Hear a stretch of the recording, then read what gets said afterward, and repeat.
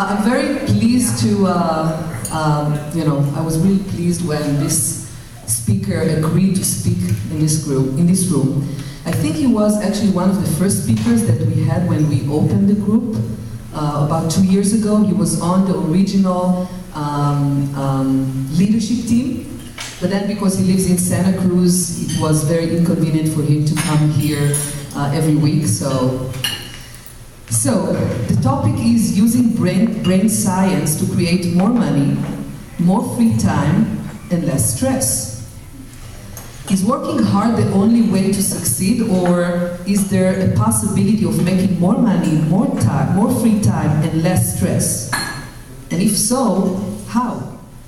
So I was kind of editing what Sunil sent me, so let me read it to you. Having owned and run several businesses himself, our presenter Sunil Bhaskaran is speaking from his own real-life experiences. Born and raised in Singapore, Sunil came to the US to study. He has degrees in electrical engineering and computer science from UC Irvine. And he worked as an engineer and an engineering manager for 9 years. Sunil was a leader with Landmark Education, which Avi and I are thankful for a lot of who we are today. And he was also, he had his own successful personal development radio show on KSCO Santa Cruz, Let's Talk Relationships, and was a radio personality contributing his wit and humor to an ongoing weekly show. Sunil lives in Santa Cruz with his wife, Glenda. So please help me welcome Sunil Bhaskaran.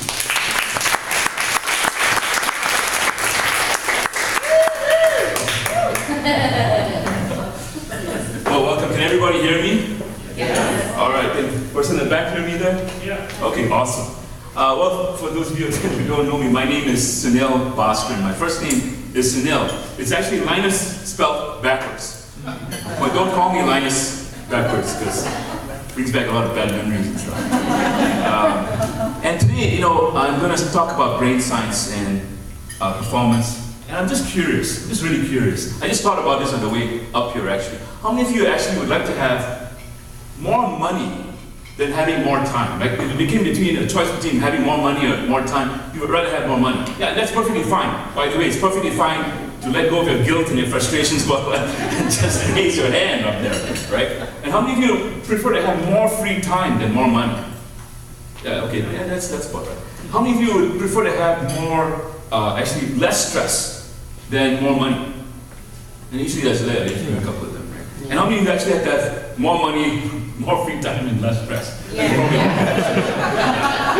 Like a stupid question, but I decided to ask it anyway, because I'm a scientist and we have to use reverse self-testing.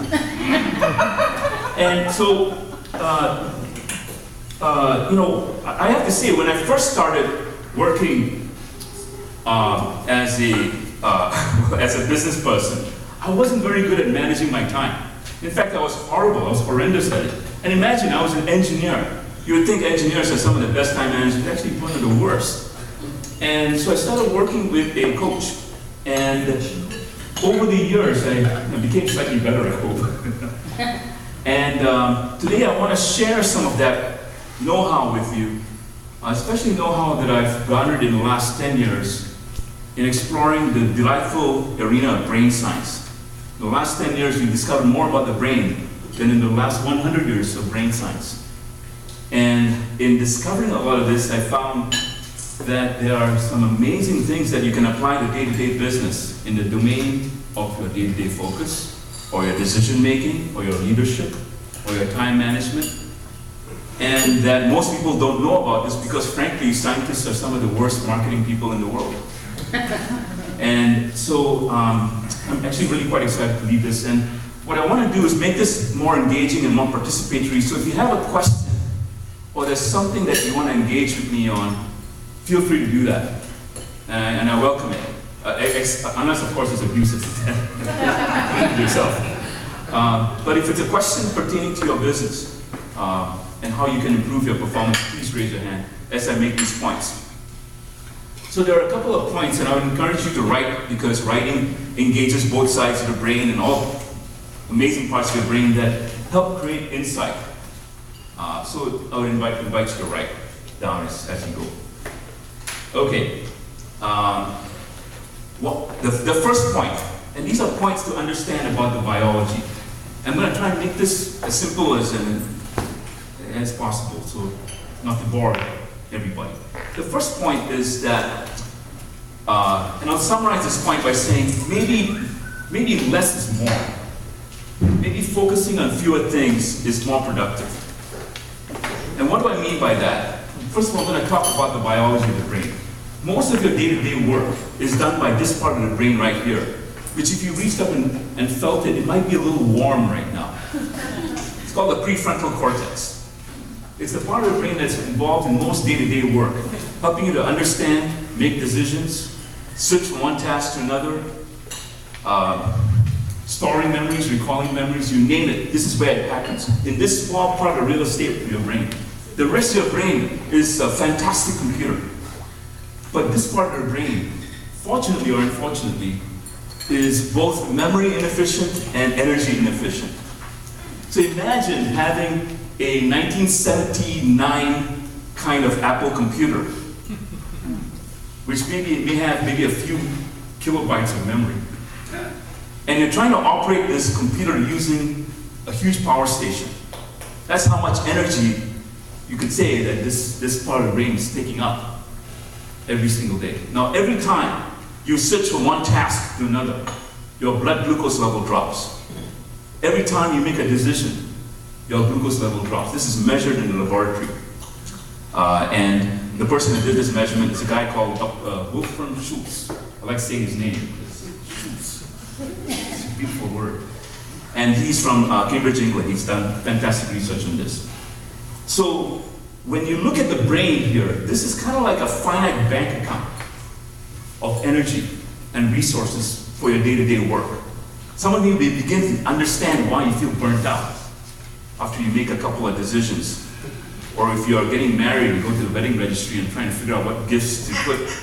It can drive you crazy after a while. You need a whole honeymoon after that, right? For sure. And so if the brain's a finite bank account, what are two things you got to do when you have a finite bank account to make sure you have a decent life? What are two things you got to do? This is where you all answer. Make deposits. Well, make deposits, but what does that mean? That means you want to make sure you don't run out of money, right? Right. So yeah, you got to eat more glucose, make sure you're well fed, etc. That's certainly true. But you want to make sure that you don't run out of money, right? So that means you don't want to run out of brain resources on a day-to-day basis. The second thing that you got to do if you have a finite bank account, if you have to spend money, what you got to make sure you do? If you're going to spend money, if you give it out, what do you got to expect in return? A receipt. A receipt. True for some of us who are not accounting for our money. But yeah, it has to be a return on investment, right? Yeah, exactly. I'll accept that too. Receipt. But it has to be a return on investment in terms of money coming back to you, as well as satisfaction, right? Everybody following so far? Yep. Yes. Okay. And you're following, turn to your partner, give him a high five and say, I'm following so far. Go ahead and do that, please. We have really neat high fives. It's like, yeah, I don't know what. So if you have a finite bank account and you got to manage your return on investment, then one of the things you got to look at is you got to start managing your time like you would manage an asset. Your time is an asset. If you think of it as maybe your only asset, right? Your most primary asset, at least. So if you have an asset, you got to make sure you got a return on investment and you manage the risk around it. Everybody follows so far, right? Okay, so when it comes to putting things down into your calendar, one of the practices to start taking on is when I'm about to schedule, is it going to give me a return on investment in terms of satisfaction and in terms of money and over what time frame? So if you start looking at my calendar, for example, there's a lot of free time on it, but it's also, when I have a time block, I have a clear intention. So my intention for here today, my satisfaction is to get people have 100% value for tonight and for today, right? So at the end of this speaking gig here, I will ask people to raise their hands if they got value, and my intention is everybody, that's a hint, raises their hand, right? And it's a game. But it's a game that now creates some meaning for my time here. Because how many of us show up at meetings, or showing up at meetings and nobody has any intention in the meeting? There's no intentionality. How about 99%? Well, 99% of us, right? Yeah, I mean, if you walk around and you go to some of these malls and you observe people, one of the first things that struck me after I got my coaching was how unintentional people are. Like they're almost distracted by anything that comes up. How many of you kind of know people like that? Shiny objects. Shiny objects, right? Yeah. Only 2 of you notice people like that. That's fine. I'm sure most of you have. And so, you know, every time you get distracted, what happens in the brain is that the brain does what's called task switching. By the way, there is no such thing as multitasking in the brain. I'll repeat it again for the hard of hearing. There is no such thing as multitasking.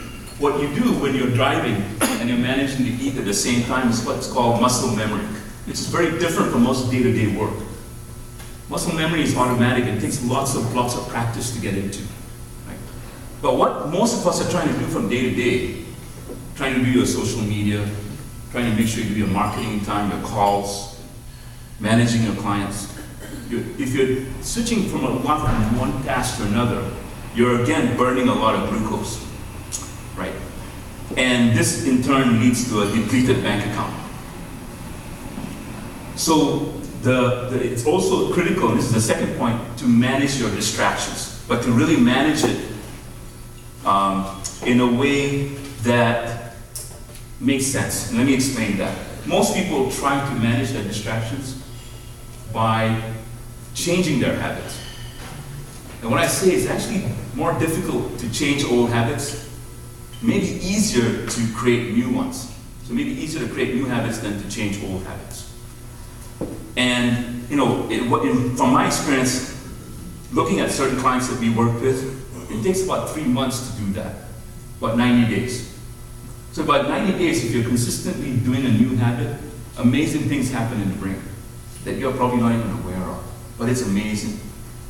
What they've now discovered in the brain scientists, is that there's this wonderful thing called neural Darwinism. And neural Darwinism is very simple. It means if you don't use it, you're going to lose it.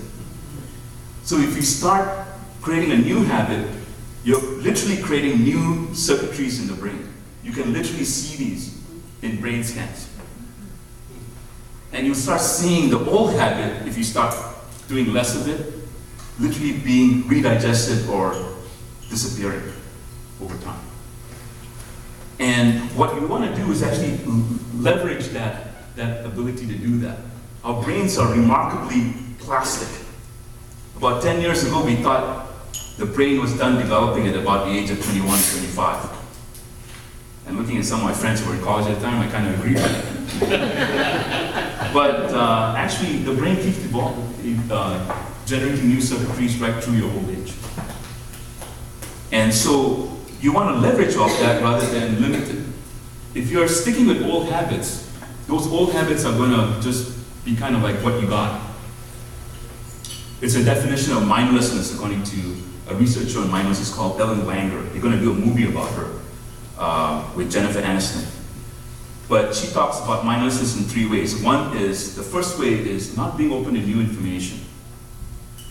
The second is not being open to different perspectives. And the third is the most interesting one. When you're mindless, you tend to stop creating new categories. So if you only have certain categories that you're putting people in life, for example, oh, she's an engineer type, right? Or he's a marketing type, then that limits your ability to really get to know people very well. Does it make sense? Yes. Similarly in business, if you only have certain categories in business, you're stuck in those businesses. It's kind of like stuck in a rut. So you start increasing your categories by trying on different habits and new habits from time to time. You're actually expanding your ability to use your brain more powerfully, more effectively. Okay? The third point has to do with dopamine. And then I'm going to open this up for questions and answers. Dopamine is this wonderful, how many of you have heard of dopamine? Dopamine is a reward chemical. It evolved with us as human beings to help us go find nice colorful fruit. Like, because we saw colored fruit, our dopamine would shoot up and go, wow, we gotta go over there, because that'll be a reward. And then we eat. And then those people who had that ability survived and reproduced and passed on their genes.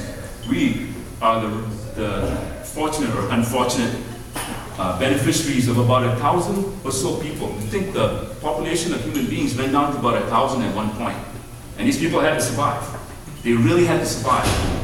And their ability to survive and the genetic mutations that they produced to survive are passed on to us. That's why we really have this what's called the most complex piece of machinery, literally, in this 3-pound mass up here called our brain. And so, where the heck was I? I was going to go down this wonderful path. Dopamine. That's right. That's why you're sitting up in the front row. That's exactly right. So, dopamine. What happens to dopamine for most people is, hey Matthew, you're doing multitasking right now. Yep. Very good for you. All right. So, what happens? See, I did a whole distraction thing. So, what happens with dopamine is when people set up unrealistic expectations and you fail to meet them, your dopamine levels go down. And this is shown in the laboratory again. Guess what happens when you set up realistic expectations and you meet them? What happens to your dopamine? Take a guess. It goes up. It shoots up, actually. So even if you have a silly, Deb knows this, right? A small expectation, you meet them, your dopamine levels go up. Now, once you start managing your expectations more realistically and you start meeting them, you're not fighting against your biology. You're working with your biology. Now, which would you prefer? Work against your biology or work with it? Yeah, pretty much. Those are some of the basic tenets that I want to expose to you, and there are obviously some practices. The first practice is less is more. So if you focus on fewer outcomes per day, you're more likely to produce results. Right? Question, yes? So basically, it's a reward thing, right? The more you give little wins, it builds or whatever. That's part of it, part of the mechanism. But how come, like, anybody's been on a quota, they always set these stretch goals? Because they're ridiculous. And for the most part, statistically speaking, it doesn't work, and scientifically it's been proved to be ridiculous. There are rare exceptions to that genetically. Some people may be able to respond to that very well, but different people have different, see, if you look at Olympic athletes, you see that. Some Olympic athletes can handle a lot of pressure. Other people can't. There's a wonderful guy called Dr. Mihai Csikszentmihalyi. Wonderful name again, Hungarian scientist. Been studying the field of study called flow, or happiness. And what he found was to really get optimal performance, you got to manage your challenge and your skill levels. So some salespeople can handle the challenge because they have more skills. They can close more, they have more confidence because they can close more, etc., etc. So when I coach people, I was just working with a company about 3 months ago, and they were trying to do the same thing, and I told them, don't do that. And so we for each individual salesperson, we gauged what their skill level was and what their challenge level was. And then we worked with that. Because if your skill level is too low and your challenge is very high, you're anxious, right? If your skill level is very high and your challenge is very low, guess what you are? Bored. You're bored stiff, and that's sometimes the worst thing to get into. Yeah. So you want to get into that sweet spot where your challenge and your skill are either a little ahead of each other or just about the same. We try to get to that point. That's more effective. Does that answer your question? Yeah. Please. So how do you get that in practice in a large sales organization, for example? Yeah. As Greg was talking about, setting, every year you meet quota, and every year they increase the quota 35, 40, 50%, Right. and they said to carry it so far out there, you've got 150, 200 people in this sales organization, Yeah. and they applied that one fast and hard rule to everybody, but all of these people out here are at different levels Yeah. of skill and in the setting expectation. Sure. So, I've been in sales 40 years in corporate America, Yeah. and I have fought against this exact thing, never had Sure. a label for it, Yes. but it's been done because, in my estimation, they do it because the person that's setting the goals Yes. it's a CYA move. Correct. They're